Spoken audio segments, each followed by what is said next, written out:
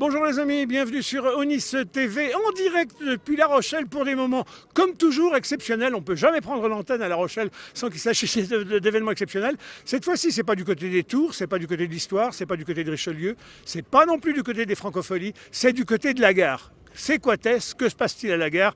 Pour ceux qui êtes coutumiers de l'endroit et de La Rochelle, vous le savez, cette gare fête aujourd'hui même ses 100 ans. Elle a 100 ans, elle a été inaugurée le 19 novembre 1922, après 10 ans de... Oui, 10 ans de travaux, enfin 1912, les travaux ont commencé. Et il fallait la remettre un peu au goût du jour et puis surtout la préparer pour le 21e siècle. Les transports sont le nœud d'un certain nombre de nos problèmes de vie quotidienne. Articuler le train avec la voiture, le vélo, dans un monde de plus en plus mobile, mais en même temps de plus en plus cher, et c'était la gageure de cette gare. Aujourd'hui, acte important, relier La Rochelle Nord à La Rochelle Sud. On savait que la gare était un vérin, on savait que le marais était un empêchement entre guillemets. Aujourd'hui, tout ça est articulé autour d'une très belle passerelle qui relie la ville Nord, centre, avec la ville Sud, celle du demain, celle du futur. Le nom a donné à cette passerelle qu'on va parcourir pour voir comment elle distribue sur les voies, comment elle amène d'un parking à l'autre, de la vieille ville à la nouvelle ville, jusqu'au marais. Ce nom, il fallait qu'il soit à forte valeur symbolique ajoutée. On est à la gare sur la place Pierre-Semard, le monde cheminot, la résistance. Pierre-Semard, grand résistant, grand syndicaliste. Une femme à La Rochelle, souvenez-vous, Michel Crépeau a été un des premiers à installer des femmes en plein de postes de direction parce qu'il disait la femme c'est la moitié de l'humanité, elle n'a pas sa place, ici on lui donnera son humanité. Écoutez, une femme en plus, elle est américaine, outre-Atlantique. Une femme cochait toutes les cases, Joséphine Baker. Joséphine Baker, elle avait une passion pour la vie, elle avait une passion pour la famille, elle en a fabriqué une, un peu artificiellement, mais ça a donné une belle fratrie. Ils étaient, je crois, une douzaine. On était une douzaine, effectivement. Ils étaient une douzaine. Écoutez, à La Rochelle, pour l'inauguration de cette passerelle dans quelques instants, en présence des autorités locales, etc., le fils aîné de la tribu de Joséphine Baker, c'est Akio. Akio, bonjour. Bonjour, merci de votre accueil. Vous avez une lourde charge dans une famille comme celle-ci, c'est de faire perdurer une légende, l'entretenir, mais tenir la famille en même temps. Tenir la famille, peut-être pas. Bon, nous sommes tous des adultes, mais... entretenir la mémoire de maman, mais je ne suis pas tout seul parce que tous autant que vous êtes, vous l'entretenez justement aujourd'hui en inaugurant cette passerelle, synonyme de transmission, de passage d'un lieu à un autre. Et maman était une personne de transmission comme nous essayons de l'être nous à notre humble niveau. Voilà. Et puis d'action, parce qu'elle n'était pas que dans les principes, elle se jetait dans l'action. Quand à un moment elle dit l'humanité ça passe par la famille, moi je vais en faire une. Puis les gamins malheureux, il y en a partout à travers le monde, je vais en prendre un de chaque continent. Et voilà, et on va faire famille pour montrer qu'au lieu de se faire des guerres, on est capable de s'aimer très fort, quels que soient les continents et les couleurs de peau. Ah oui, bien sûr, et c'est ce qu'elle a prouvé et c'est ce qu'elle a réussi à prouver.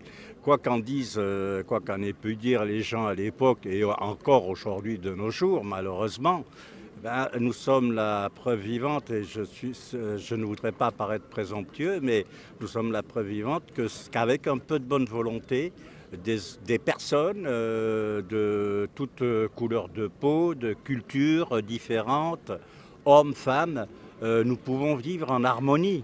Ça ne veut pas dire que tout est rose, mais on ne se frappe pas, on ne se tape pas dessus. On argumente, on discute un peu chaudement de temps à autre, comme dans toute famille. Et nous sommes une fratrie, effectivement. Les gens se demandent si on continue à se voir. Nous continuons à nous voir.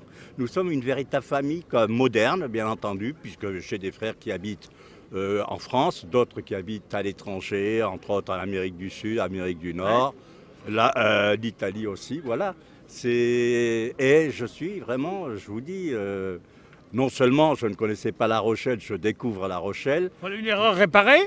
Voilà, on essaye, on reviendra parce que vous avez de très belles choses à voir à La Rochelle, des monuments, vous avez une histoire. Et puis dans nos gènes, elle est très impertinente cette ville. Elle a des tas de qualités qu'avait Joséphine. C'est-à-dire, c'était comme maman, ça a été une ville rebelle aussi, voilà. Il ne faut pas l'oublier.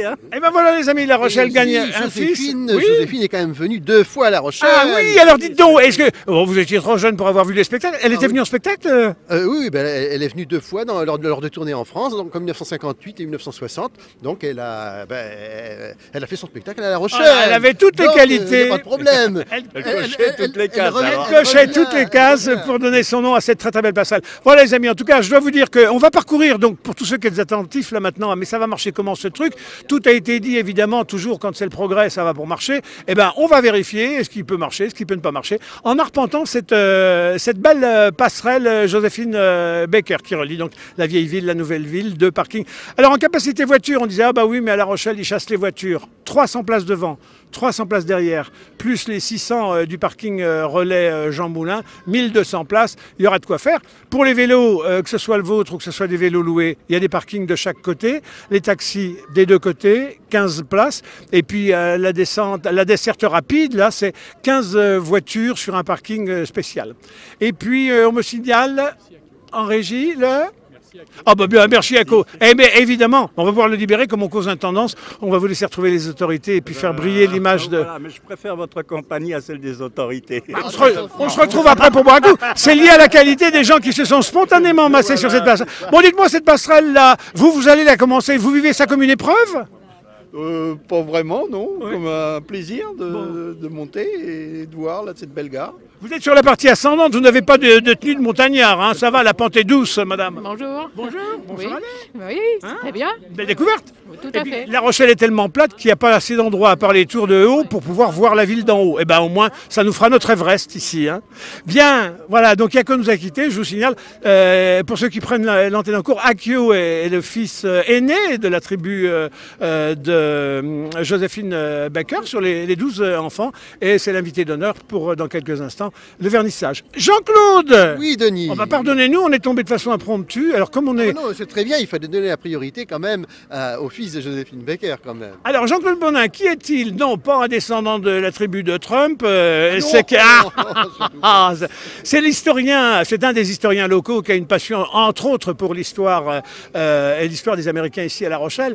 On ne peut pas parler de cette gare sans parler des Américains. Bon, d'abord, cette gare, elle arrive à la faveur de tous les bastions qui protégeaient le sud de La Rochelle qu'il a fallu péter. On pète les bastions sud. Ah, attendez, il y a l'Amérique qui s'énerve. Dès qu'on parle de Trump, hein, ça se bouscule. Il y avait derrière nous La Rochelle s'arrêtait à hauteur de la porte Saint-Nicolas. Et là, il a fallu péter les bastions, remplir le marais pour construire cette gare. Oui, oui, effectivement, ici, c'était du marais, comme vous l'avez si bien rappelé, et effectivement, en face de nous, nous avions le bastion Saint-Nicolas, qui a effectivement été arasé, et puis les douves comblées pour pouvoir construire la gare, et aussi pouvoir établir l'avenue qui y menait. L'avenue de Gaulle, qui était un grand machin au milieu de rien, comme jadis quand on a construit la Défense. Oui, enfin, à l'origine, elle s'appelait l'avenue de Strasbourg, puis maintenant, bien sûr, depuis un certain temps, elle s'appelle la... Alors, Jean-Claude, il ne faut pas croire qu'il n'y avait pas de gare à La Rochelle. Il y en avait une avant, fin du 19e. Elle était à Lancan, à l'endroit même où il y a l'hôtel Océanide qui est en réfection près de l'aquarium. Là. Qu'est-ce qui a justifié qu'à un moment cette gare d'Orléans, du nom de la société qui la gérait, qu'est-ce qui a justifié qu'on arrête avec cette gare? Il y avait voyageurs et marchandises. Oui, alors non, le problème de cette gare, c'est qu'elle était trop petite. Je ne sais pas si vous avez déjà vu des cartes postales, des photos de cette gare. Bon, ça faisait un petit peu chalet du bord de côte, quoi, chalet balnéaire. Et elle était quand même trop petite et il fallait quand même une gare. En plus, elle n'était pas très pratique parce qu'il fallait, les trains allaient un petit peu en bout. Elle n'était pas sur... ils étaient, j'allais dire, en bout de voie. Et puis est arrivé, avec l'activité du bassin des chalutiers, tout cet apport de poissons, de bateaux en acier à côté du train de voyageurs, c'était pas terrible. Il y avait quand même une voie là-bas qui était réservée aux poissons, il y avait le train du poisson. Exact. Il y avait le train du poisson qui pouvait ramener effectivement la marée directement sur les rails pour emmener sur Paris notamment, puisqu'on fournissait Paris. Et alors, oui, cette fameuse gare, les Rochelais en rêvaient depuis longtemps, parce que leur petite gare était insuffisante. Mais par contre, elle a quand même fait couler beaucoup d'encre. Parce que les Rochelais donc, étaient pour ou ils étaient contre. Alors il y avait le problème de la tour. On disait, oui, mais attendez, cette tour-là, on ne verra qu'elle, on ne verra plus les tours de La Rochelle. Alors donc à l'époque, quand on regarde les articles de presse, donc on retrouve tous ces petits problèmes. Alors je vous remue un peu, les gens du voix, tiens, ils le poussent par le wagons, cou. Mettez-vous de dos, voilà, parce que du coup, il faut que les gens voient en même temps ce que vous allez nous expliquer. Donc, cette gare là-bas ne suffit pas, on fait celle-ci, bing, donc c'est en 1912, premier coup de pelle. 14, il y a la guerre. Il y a la guerre. Alors la guerre, en quoi la guerre nous concerne? On est loin du front, tout ça se passait à l'Est. Oui, mais enfin quand même, il y a quand même pas mal de Rochelais et puis disons de soldats de la Charente-Inférieure qui sont montés à l'assaut, qui sont montés au front. À La Rochelle, on avait le 123 qui est un gros régiment. Et puis il y a surtout les Américains qui déboulent quand même à la fin, ils disent allez, on va se mettre dans cette guerre. En 1917, oui, voilà. En 1917, les Américains, suite aux provocations de l'Allemagne, les Américains rentrent dans le jeu, si on peut dire, ou dans la guerre. Et puis tout de suite, ils voient lourd, ils voient grand, ils voient... Il faut traverser l'océan, ramener des moyens ici parce qu'on n'a pas les moyens en France pour combattre. Oui, alors là, justement, le problème c'est que dès qu'ils entrent en guerre, ils disent il va falloir aller en France et ils font le point. Alors aussi bien au niveau des infrastructures qui sont insuffisantes, au niveau de... c'est pareil aussi, la France ne peut pas, a déjà de la peine à nourrir sa population, nourrir ses militaires, il va y en avoir encore des millions qui vont arriver. Et donc les États-Unis disent il va falloir qu'on apporte tout, non seulement nos munitions. Donc pour apporter, il faut un port d'accueil avec une capacité de renvoyer à l'Est. Alors ici, on a un port. Donc ici, on décide qu'il faut construire des wagons pour charger tout ce que les Ricains vont envoyer. Donc on construit des wagons, on utilise cette gare pour construire des wagons. Oui, c'est-à-dire que dans un premier temps, quand les Américains rentrent en guerre, on leur propose le port de la Palisse d'ailleurs. C'était le premier port qui est. Puis ça ne leur a pas plu. Ils ont fait le tour des ports de l'Atlantique et puis tout compte fait, c'est Saint-Nazaire qui a été choisi comme premier port. Et puis par la suite après, voilà. Et dès septembre 1917, les Américains disent mais il va falloir des wagons parce que déjà la France avait perdu beaucoup de wagons avec l'avancée allemande et de locomotives bien sûr. Et automatiquement, il va falloir. Alors les Américains ont dit on va les construire. Et donc du coup, c'est la gare de La Rochelle qui sert de point d'accueil. Devant et derrière, on tapisse d'ateliers de quoi faire ces fameux wagons. 38 000 wagons on aura fait ici, 2000 locomotives. Oui, enfin les locomotives, c'est pareil, étaient remontées. Enfin 2000, non, pas 2000 à La Rochelle, mais enfin on en a fait quand même pas mal. Alors les gens se demandent pourquoi on est là, parce qu'on parle, mais il y a des wagons derrière nous. Ça tombe bien, parce que les fameux wagons dont on parle, c'est ceux-là. Et c'est ceux-là, parce qu'effectivement, ce ne sont pas des reconstitutions que nous avons là, ce sont des restaurations, donc des wagons d'époque qui ont été récupérés par le Train des Mouettes. Je ne sais pas si Ludo peut les voir, est-ce qu'on les voit bien d'ici? Oui, donc l'association Le Train des Mouettes qui les a récupérés, donc à Saujon, et qui les a remis en état. Voilà. Et donc là, nous avons un wagon tombereau et un wagon couvert. Alors le fameux wagon couvert que l'on voit sur les photos, les cartes postales de l'époque, là, qui sont bourrées de militaires américains qui font coucou à travers la porte. Et voilà, c'était une époque. Alors, toute la partie, alors aujourd'hui la gare avec la verrière, c'était aussi atelier sur toute la surface, mais il n'y avait pas la verrière elle arrive à la fin. Non, la marquise, il y avait les piliers qui étaient quand même construits, on les a sur les photos de l'époque, mais la verrière elle-même n'avait pas encore été construite, et donc c'est à cet endroit-là que le génie américain a mis en place, puisqu'il n'y avait pas de voie, il a mis en place environ 10 km, on ne se rend pas compte, mais c'était l'équivalent de 10 km de voie, pour construire dessus les wagons. Jean-Claude, ironie du sort, au jour d'aujourd'hui, on est le fleuron du ferroviaire à travers le monde grâce à Etré et à Alstom. Est-ce qu'il y aurait eu Alstom si on n'avait pas eu cet événement de la reconstruction de trains ici avec les Américains? Eh bien non, puisque nous avons la filiation directe donc, entre ces trains qui ont été remontés par l'armée américaine et puis Alstom, parce qu'entre-temps, les ateliers qui étaient à la gare, bien sûr, les Rochelais ont voulu récupérer leur gare. Alors, ils ont assez rouspété pour la récupérer.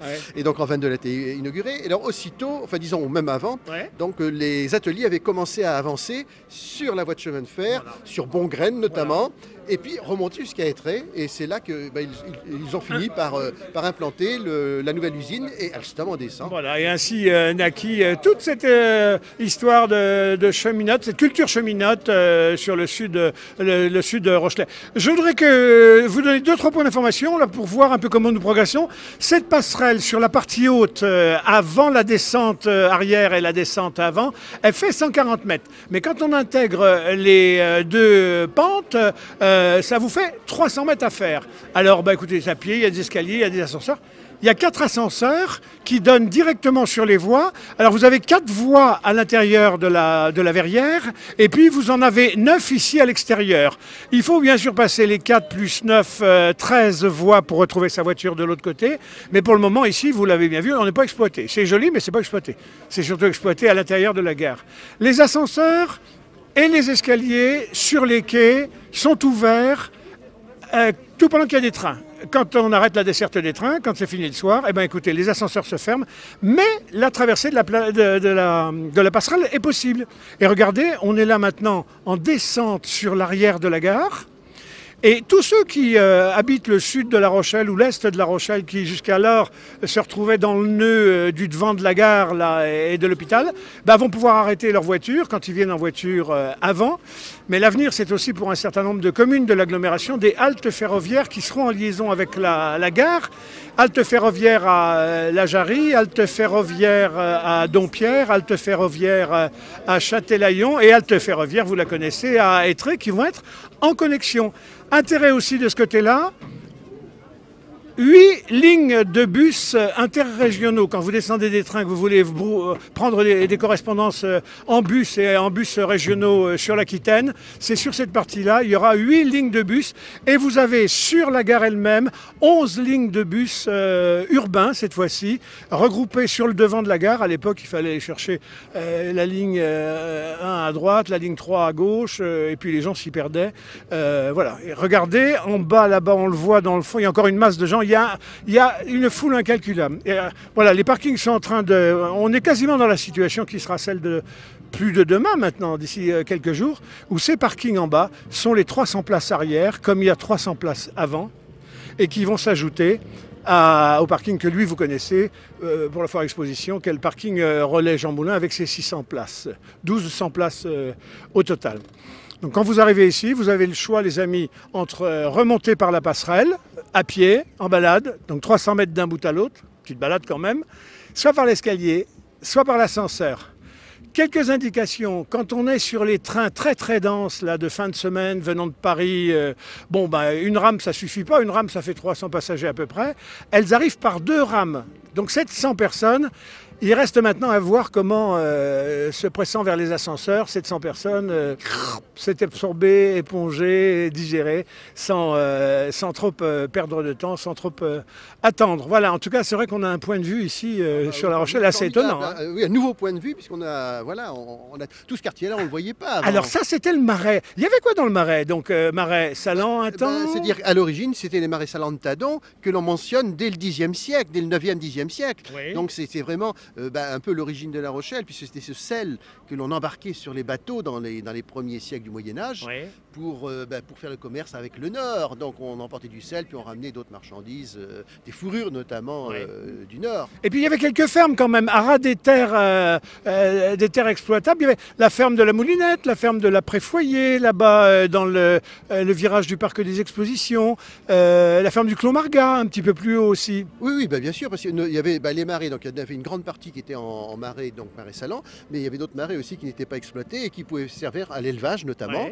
Et puis bien sûr après, quand les fermes se sont multipliées, il y a les terres hautes pour le blé et surtout le vin, puisque La Rochelle était quand même un port à vin très important jusqu'au XVIIe siècle. On dit que de la Moulinette descendait des petites gabarres avec du vin, avec des choses récupérées dans les campagnes. Vrai, la Moulinette était ramenée ici au canal Maubec. Bien sûr. D'ailleurs, les gabarres s'appelaient des moulinettes. On les a dans les actes notariés du XVe siècle, notamment les gabarres de Moulinette. Et effectivement, elles descendaient le vin, le blé, puis d'autres marchandises, par le canal Maubec, et qui était embarqué aussitôt sur le port de La Rochelle.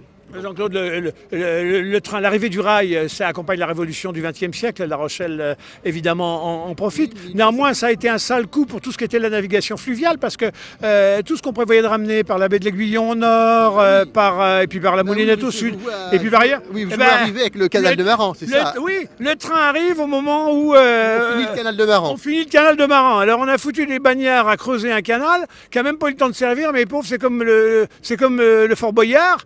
On fout des tas de gens à bosser, ça sert à rien du tout. La technique, le progrès fait que, bon, bah, c'est remisé, voilà. Voilà. Oh, ben, le Fort Boyard a surtout servi à incarcérer les communards en 1872.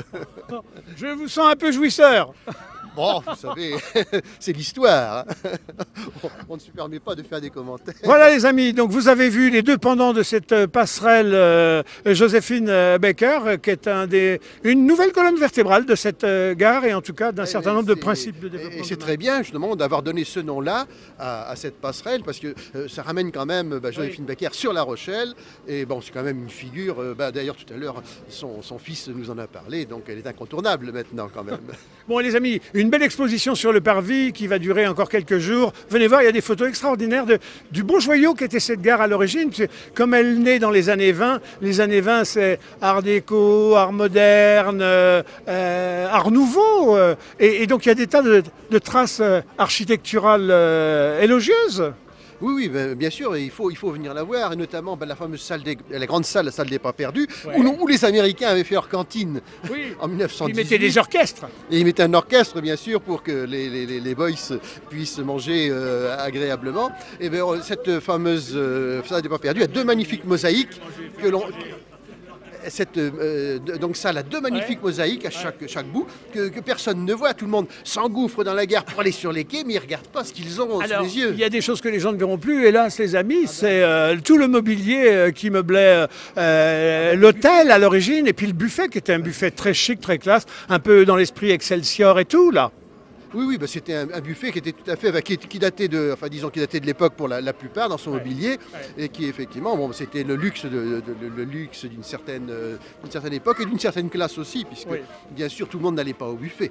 Voilà les amis, le moment va être venu de se séparer. On va juste se retourner dans quelques instants. C'est comme on arrive sur la façade, la belle entrée monumentale de la gare de La Rochelle. Vous allez voir comment de la passerelle, ça fait quand vous arriverez demain prendre votre train, soit par devant, soit par derrière.